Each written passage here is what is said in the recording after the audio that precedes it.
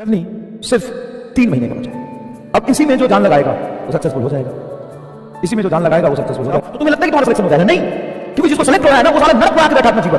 क्यों फ्रस्ट्रेट हो जाते हो?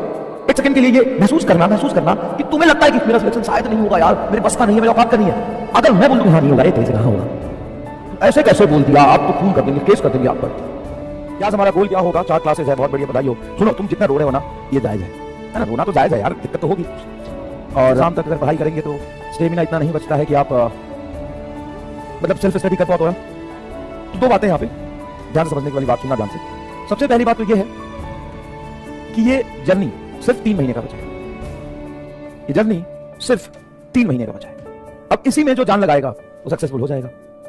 इसी में जो जान लगाएगा वो सक्सेसफुल हो जाएगा। तो जर्नी सिर्फ 3 महीने का बचा है। पूरे जीवन भर इतना मेहनत नहीं करना है जितना आप सोच रहे हो। ऐसा तो नहीं है ना यार कि हम कह रहे हैं आज से तुम्हें 1 साल तक यही करना पड़ेगा, 2 साल तक, 4 साल तक यही करना पड़ेगा। 3 महीने ना, सिर्फ 3 महीने ना। और उस 3 महीने की वजह से जो आपको मिलेगा उसके बारे में सोचो, क्या मिलेगा? जो शायद तुम्हारे बचपन का सपना है, तुम्हारे घर वालों का सपना है। और बहुत बड़ी चीज है ये। आसान काम तो नहीं है। आसान काम होता तो शायद इतना मेहनत भी नहीं करना होता।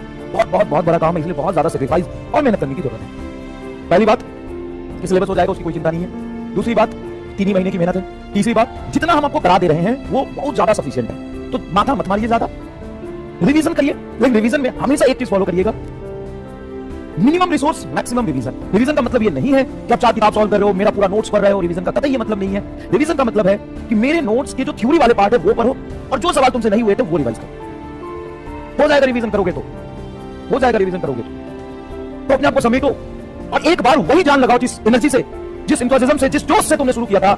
वो दिन याद करो जिस दिन तुमने सोचा था कि मुझे जारी करना ही है, चाहे जो कुछ भी हो जाए मैं लड़ूंगा, अपनी सारी कमियों को सुधार के मैं जीतूंगा, है ना? तोड़ दूंगा, फाड़ दूंगा, गड्ढा उड़ा दूंगा, फोड़ दूंगा, मार दूंगा। तो वही जुनून, वही ताकत, वही यादें फिर से ताजा करो। और वो समय आ गया है कि फिर से एक बार उसी जोश से तैयारी करो। हारो मत, डिमोटिवेट मत हो।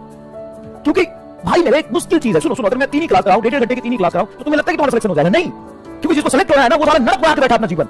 वो 15 घंटा पढ़ रहा है। तुम्हें क्या लगता है? तुम्हें क्या लगता है कि 4 क्लास तुम करके तुम बहुत बड़ा एहसान कर रहे हो खुद पे, ये टीचर पे?